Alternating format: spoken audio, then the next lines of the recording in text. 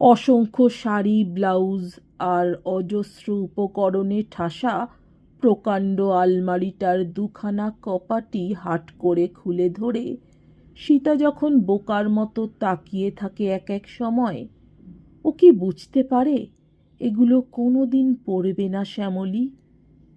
খুলবে না স্নো আর সেন্টের শিশি? বোধহয় বুঝতে পারেনি, তাই সমস্ত আত্মীয় স্বজনকে অবাক করে দিয়ে অমন চুপচাপ ছিল এতদিন। নাকি তারাই বুঝতে দেয়নি, আচ্ছন্ন করে রেখেছিল সীতার বুদ্ধিবৃত্তি, অনুভূতিকে। শ্যামলী চলে যাবার ৩৬ দিন পরে অজ্ঞান, অপরিচিত এই অদ্ভুত পারিপার্শ্বিকতার মধ্যে পড়ন্ত বেলার চিতা সাজানো আকাশের দিকে তাকিয়ে তাকিয়ে এতদিনে কি নিশ্চিত হলো সীতা শ্যামলী সত্যিই মারা গেছে?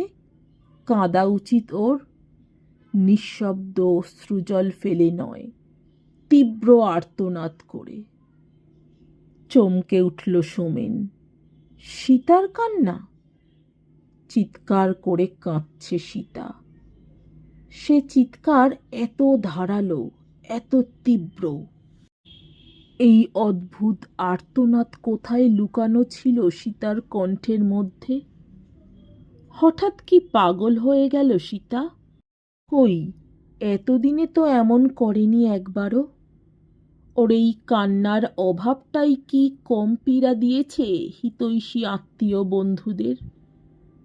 একমাত্র সন্তান হারিয়ে যে মেয়ে মানুষ চুপ করে বসে থাকে, অভ্যাগতদের অভ্যর্থনাও করতে ছাড়ে না, কুশল প্রশ্ন করে তাদের। শ্যামলীর কথা বাদে আর যত অবান্তর কথা আছে সংসারে, বেছে বেছে সেই কথাগুলোই কয়। আড়ালে তার সমালোচনায় পঞ্চমুখ হবে না এমন হৃদয়হীন পাষণ্ড তো আত্মীয়রা নয়। একটু অস্বস্তি সোমেনেরই কি না হয়েছে? কাঁদাই তো উচিত ছিল সীতার, সেইটাই সঙ্গত। ৫ জনের মুখ চাপা দেওয়া যায় না। দুর্ঘটনার রাত্রে খবর পেয়ে যখন আত্মীয় আত্মীয়ার দল নিশ্চিন্ত নিদ্রার আরাম তুচ্ছ করে হুড়মুড় করে এসে পড়লেন ওদের বাড়িতে, আর সীতাকে জাপটে ধরে ওর চোখে মুখে জল আর মাথায় বাতাস দেবার জন্যে কাড়াকাড়ি লাগিয়ে দিলেন, তখন সুকৌশলে